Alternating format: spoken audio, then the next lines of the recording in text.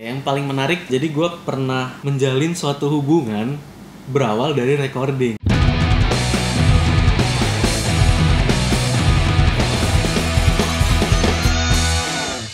Hai, nama gue Rizky, biasa dipanggil Kiki Tile.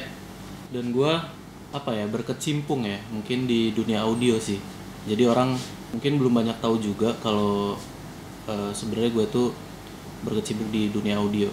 Perjalanan awal lo mulai menekuni dunia audio sejak kapan?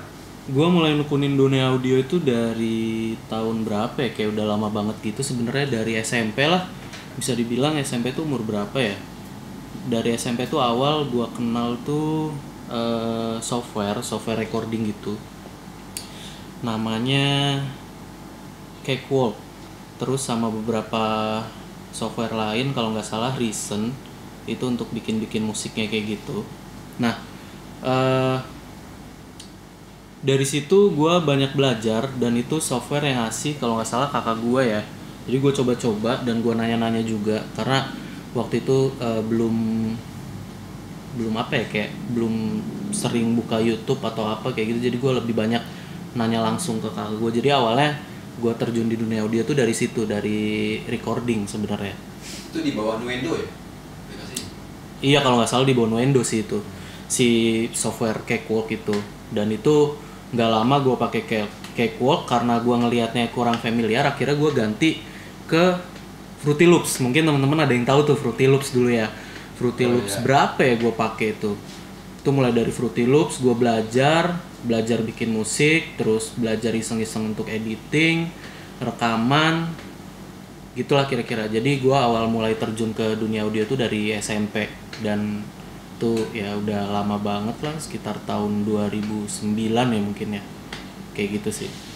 Apa yang mendasari lo minat ke dunia audio? Minat ya, gue juga nggak tahu sih awalnya minat tuh kenapa ya. Mungkin karena coba-coba itu awalnya dari software itu ya, kayak ada ketertarikan sendiri gitu. Jadi gue dulu itu mainan apa ya, lo tau gak sih keyboard yang buat dangdutan itu kan dulu gue ceritanya iya, keyboard Yamaha PSR gitu loh. Jadi awalnya tuh dulu abis disunat, nah minta mainan keyboard itu. Nah dari awal itu mainan keyboard nyanyi nggak jelas kayak gitu kan. Nah dapatlah software itu, jadi mainan, terus gue ngerekam musiknya, terus kok kayak seru gitu ya. Gue mainin musik, terus gue rekam, terus gue dengerin gitu ya. Walaupun hasilnya bisa dibilang ya nggak bagus-bagus amat waktu itu, jelek malah, karena masih coba-coba nggak ngerti apa itu teknisnya gitu ya, kayak frekuensi atau apa kayak gitu kan nggak paham ya. Cuman ngerekam, terus gue timpahin track baru ya kayak gitu.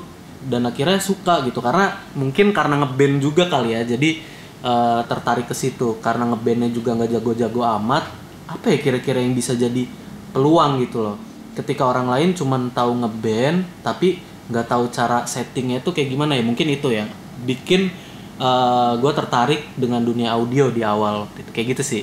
Jadi lo kayak Prilly ya? Prilly Latuconsina? Dewasa sebelum waktunya. Iya, kecil tua gede busuk. Kayak gitu. Jadi saat ketawa dong. Jadi itu mulai dari SMP lah ya? Mulai dari SMP, awalnya SMP, terus dikasih software, tertarik karena ngeband juga kayak gitu. Tapi nggak ada motivasi lebih mungkin? Lo ada influence apa yang membuat lo ya tadi mendasari, hal yang mendasari paling besar ketika lo mau terjun ke dunia audio itu?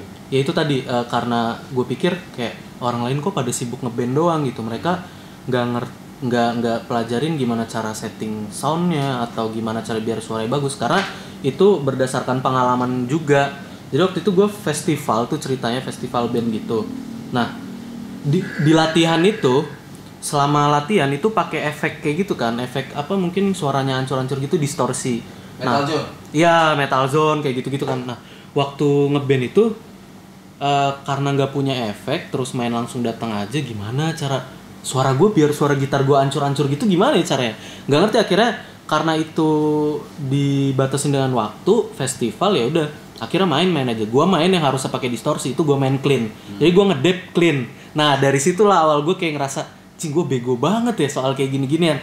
Makanya gue belajar gitu. Apa yang bisa gue pelajarin ya? Berawal dari si software recording itu kayak gitu. Nah, dari SMP sampai sekarang, artinya sudah ada pendapatan yang lo terima kan? Iya. Fresh money mungkin dah terima lah ya.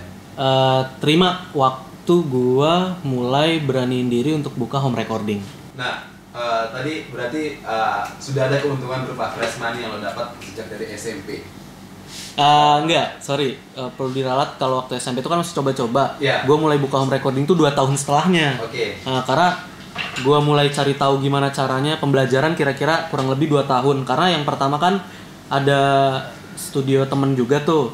Gue coba konsultasi gimana kalau misalkan gue buka juga gitu. Ya udah kata dia, ya udah lo tapi ambil segmennya yang beda, mungkin band-band indie atau apa gitu, kayak gitu sih. Setelah lo menguasai audio itu, berpengaruh tidak terhadap band lo dulu? Sangat berpengaruh. Berpengaruhnya apa? Karena gue udah mulai berhenti suka jadi player. Akhirnya gue malah jadi suka jadi orang yang ada di belakang layar. Entah gue ngoprek sendiri, gue gak mau ngeband gue pengen nongkrongnya di FOH gitu. Jadi gue ketemu orangnya karena gue gak ngerti tuh waktu itu mixer, ini alat apaan gue bilang kan. Akhirnya banyak yang nyaranin, udah kalau misalkan abang sound kayak gitu, kalau band lo pengen bagus, lo bawain rokok sama teh botol terus lo bilang, bang di balance ya. Nah itu. Jadi itu triknya ya? Iya itu triknya kayak gitu. Jadi dari yang gue ngeband, akhirnya gue ke belakang layar aja. Gue udah mulai meninggalkan tuh main jadi player kayak gitu. Tapi sesekali kangen juga ya jadi player, ya udah gue main kayak gitu. Nah, selain fresh money yang lo dapat dari home recording itu, apa keuntungan yang lo dapat sejak mulai lo menekuni bidang audio? Selain juga terhadap band lo itu tadi ya? Macem-macem sih. Mulai yang paling menarik jadi gue pernah menjalin suatu hubungan berawal dari recording. Kayak gitu, biasalah. Naluri PDKT-an ya? Iya, naluri laki-laki kayak gitu kan. Nih, yang nyanyi boleh juga nih ya kan. Coba deh. Ini penanggung jawabnya yang rekaman siapa ya? Aku Kak gitu. Ya udah, kontaknya diminta ya nanti buat kita komunikasi kurangnya apa kayak gitu. Ya mulai dari modus-modus kayak gitulah akhirnya dapat kayak gitu. Tapi lo canggih berarti ya. Lo canggih ya udah menggunakan audio seperti itu untuk mendekati cewek. Dulu zaman-zaman gua mungkin zaman-zaman mixtape lagu dari radio gua rekam gitu kan, kayak kasih kosong gitu. Tapi lo udah main di situ ya? Iya. Lo canggih banget lo. Mulai bikin lagu. Hah? Cakep pasti ceweknya. Iya, sekarang sih B aja sih. Kayak gitu cuy. Dan kalau bicara soal software itu, gimana kalau lihat perkembangan ketika lo pertama kali megang software A, itu yang tadi sampai saat sejauh ini, perkembangan seperti apa? Gua flashback dikit kan, awal waktu itu gue pakai Cakewalk. Setelah Cakewalk gue pakai Fruity Loops. Nah dari Fruity Loops ada beberapa masukan dari teman-teman dari Steinberg tuh kan, ada Nuendo, sempat pakai Nuendo juga.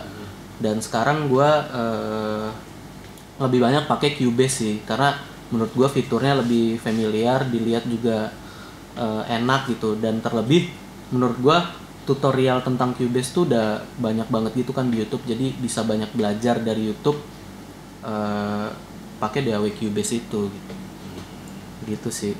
Kalau ngomongin post production itu melingkupi apa aja sih? Kalau gue ya sebenarnya banyak, luas banget ruang lingkupnya. Mulai dari mungkin take voice over bisa, terus produksi kayak jingle, terus untuk produksi lagu band atau solois, terus bisa juga ke foley apa penyebutannya, kayak buat yang ngisi-ngisi sound effect gitu buat film. Musik scoring. Foley ya. Musik scoring kan musiknya. Kalau ini kayak suara tembakan, suara tonjokan, itu kayak gitu. Banyak banget sih sebenarnya yang bisa masuk ke dalam ruang lingkup post production gitu. Tapi yang gue tekunin sendiri mulai dari recording untuk band, solois, foley juga pernah untuk web series salah satu bank di Bandung. Terus apalagi ya? Musik scoring juga pernah buat PH lokal di sini yang udah cukup terkenal secara nasional. kalau teman-teman tahu ada Cream of Picture, nah itu sempat garapin juga buat dia. Terus kalau solois tuh ada Andin Tias kayak gitu, banyak banget sih sebenarnya. Udah banyak berarti karya yang udah lo buat ya. Di antara beberapa karya yang udah lo buat tuh mana yang paling mungkin merasa lo kerjanya itu benar-benar kayak ini gue banget nih. Alhamdulillah. Lo yang nggak mikir lagi fresh money, tapi lo dapetin kepuasan batin di situ. Alhamdulillah sih karya yang dihasilin ya udah cukup banyak walaupun belum banyak banget ya. Yang paling berkesan sebenarnya ketika ngerjain dari project teman-teman sekitar sih, sebenarnya itu bisa ngebantu banyak buat teman-teman sekitar gitu. Karena setelah lepas dari home recording gitu, gue cari duit dari home recording, mulai support buat teman-teman kayak gue mau rekaman lagu nih kayak gimana caranya gitu. Nah mulai dari situ sih, itu yang bikin gue tertarik dan berkesan sebenarnya ketika bisa support teman-teman band yang emang pengen punya karya tapi terbatas karena gue nggak ada budget buat rekaman di studio yang pro kayak gimana pun gitu. Karena menurut gue kayak ya memang lebih bagus sih ketika kita rekaman di studio pro gitu, tapi kapan kita mau mulai kalau kita mikirnya harus ke studio pro dulu baru bisa bikin karya kayak gitu. Sekarang karya bisa berawal dari hal-hal yang kecil sih atau apapun itu menurut gue ya. Sekarang dikenal dengan istilah live production juga. Perbedaan sedikit saja antara live production dan juga post production. Oh, sebenarnya yang paling mendasar tuh kalau perbedaan antara live production sama post production tuh menurut gue masalah waktu sih. Itu yang paling kelihatan gitu ya. Kalau di live production tuh kan waktu tuh semua serba terbatas ya. Sebenarnya di post pro juga terbatas, tergantung gimana permintaan klien kan. Tapi di post pro tuh seenggaknya dia punya waktu lebih banyak daripada di live pro gitu. Kita tanggung jawab di live pro itu benar-benar terpaku dengan waktu ya. Bayangin aja biasanya ya pengalaman kayak persiapan kita nyiapin segala sesuatunya hari ini untuk pertunjukan besok gitu kan. Itu dari segi persiapan ya. Itu jangan dibahas deh, bukan itu masalah mixingnya ya. Kayak misalkan kita mixing di live pro itu dikasih waktu untuk soundcheck 2 jam ya. Berarti kan dalam durasi waktu 2 jam itu kita udah mencakup keseluruhan, mulai dari persiapan, terus juga mulai dari mixingnya, terus finalnya seperti apa gitu. Kalau di post pro itu yang gue tahu biasanya paling cepat itu permintaan dalam waktu 24 jam. Jadi hari ini materi masuk, besok itu materi udah harus jadi gitu. Perhitungan 1 hari. Dalam 1 hari itu semua mixingan tuh udah harus beres gitu. Jadi lo bayangin gitu kan, perbandingan antara kita mixing di 2 jam, 2 jam itu pun kepotong persiapan kan. Mungkin efektifnya kita bisa mixing itu sekitar 1 jam. Nah kalau di post pro itu kita punya waktu 1 hari gitu. Bayangin perbedaannya, kita bisa benar-benar mendetail mixing di post pro gitu ya. Di live pun kita bisa mendetail gitu dengan skill yang berbeda gitu kan. Makanya di live pro itu masalah waktu benar-benar kita harus patuhi gitu. Kalau enggak ya lo bayangin satu band aja ngaret 30 menit atau 10 menit deh, dikali jumlah band saat itu ada 10, berarti kan udah 100 menit tuh kita ngaret gitu kan. Kayak gitu. Kalau di post pro ya kita udah lewat 1 hari pun pengalaman gue kayak minta waktu dong kira-kira 1 jam lagi gitu ya. Kayak gitulah kurang lebih perbedaannya. Lalu apa saran lo mungkin untuk para pemula yang mau memulai proses atau juga post pro ya, terjun di post pro?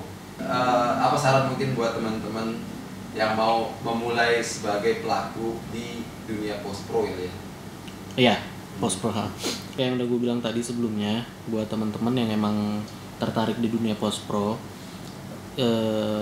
mulai, jangan takut untuk memulai. Jangan pernah berpikir bahwa kita kalau memulai sesuatu itu harus dengan sesuatu yang bagus dulu. Ya sebenarnya pemikiran seperti itu atau sudut pandang seperti itu tuh bagus buat yang punya modal ya kan. Lah buat orang-orang yang dengan modal terbatas, kalau menurut gua saran gua lebih baik kita yang mulai aja dulu dengan alat yang ada gitu. Kayak dulu gua mulai buka recording itu berani dengan modal efek digital, zoom, terus juga peralatan yang seadanya. itu gue berani untuk mulai. Alatnya itu ada efek zoom itu tadi, terus ada efek itu kan dia keluarannya kayak jack, bahasa benernya sih TRS lah ya, jack yang ada stripnya 2 itu loh. Itu gue colok ke situ di outputnya. Terus si soundcardnya itu pakai internal dari si komputer atau laptop, langsung gue colok ke situ. Jadi gue bikin kabel, yang satunya kabel jack strip 2 yang gede, 6,5. Iya, yang 6,5, yang satunya lagi yang 3,5 tuh yang kecil gitu. Jadi itu gue bikin biar gimana caranya si efek itu bisa terhubung ke situ. Nah, dengan alat yang kayak gitu, ya sebenarnya tidak menyarankan sih, tapi yang perlu digarisbawahi poinnya adalah jangan takut untuk memulai. Itu sebenarnya dengan alat yang terbatas pun kita harus tetap semaksimal mungkin menggunakan kemampuan kita gitu untuk bisa memulai itu. Jadi menurut gue kayak gitu, jangan berpikiran ya harus alatnya bagus dulu apa ya, itu lebih baik tapi kalau modal kita ada kayak gitu. Kalau yang dengan modal terbatas, menurut gue mulai aja dulu dengan alat sambil yang ada, gitu ya? Iya, sambil berproses. Dari situ kan bisa mengembangkan peralatannya gitu. Jangan, oh katanya mulai dulu nih dengan alat yang ada, tapi kita nggak upgrade, ya itu salah juga sih sebenarnya. Jadi kita berproses dari situ. Kita mulai dulu, kita kumpulin dananya sampai benar-benar tercukupi, baru kita upgrade alat. Dan itu terus menerus sampai alat kita benar-benar mencapai peralatan yang pro kayak gitu sih. Dan alat apa aja yang harus disiapin ya seperti panduan membuka home recording pada umumnya, ya kita harus punya sound card yang pasti atau audio interface. Terus kita punya mikrofon yang pastinya kondensor juga. Terus kita punya device-nya, PC atau laptop. Kita punya software-nya. Terus kita punya peralatannya ya, yang umum yang harus wajib punya itu controller, karena kita buat musik dari situ kan. Selebihnya ya kadang teman-teman band yang mau rekaman bawa alat sendiri gitu. Tapi seenggaknya kita nyiapin kayak mulai dari gitar akustik, terus gitar elektrik, bass gitu. Kalau misalkan teman-teman punya budget lebih juga bisa menggunakan drum akustik atau bisa menggunakan drum elektrik. Kalau nggak, budgetnya belum mencukupi, ya teman-teman bisa pakai software-software yang digunakan untuk ngebuat instrumen itu. Banyak sih, contoh lah satu kayak misalkan Addictive Drum kayak gitu. Kira-kira kurang lebih itu. Selain equipment yang tadi dijelasin, sejauh mana sih pengaruh dari influence terhadap sound juga untuk menghasilkan sebuah hasil audio yang enak didengar gitu di telinga? Maksudnya influence gue? Iya. Yeah. Kalau dari Indonesia itu Mas Indraki BIP, itu salah satu panutan juga sih. Dulu gue sempat berapa kali karena beliau main Twitter, sharing-sharing di Twitter gitu, beberapa pertanyaan dijawab dan itu seneng banget gitu kan, kayak oh ternyata harus kayak gini gitu. Dan itu jadi salah satu motivasi gue juga untuk jadi lebih berkembang dari sebelumnya. Kalau yang dari luar sih ya pasti banyak teman-teman juga yang udah tahu, Chris Lord gitu. Abang Chris Lord tuh gila sih, panutan masih banyak sih kan. Ya kira-kira 2 orang itulah yang jadi influence atau jadi kiblat gue dalam memproses sebuah proyek audio gitu. Kerja atau BSD nih? BSD. Kerja. Ini apaan? Gua nggak tahu. Di note ya. Anjir. Oke, pesan terakhir mungkin ada yang mau sampaikan? Pesan ya buat teman-teman, jangan takut untuk memulai. Kita mulai aja dulu. Sesuatu hal yang positif pasti bakal menghasilkan yang positif juga. Jadi tetap semangat dan tetap berkarya, dan pastinya terus upgrade ilmunya, upgrade peralatannya, supaya kita bisa menjadi manusia yang lebih baik lagi dalam bidang tersebut kayak gitu. Kurang lebih sih itu kira-kira. Dan ya tetap semangat.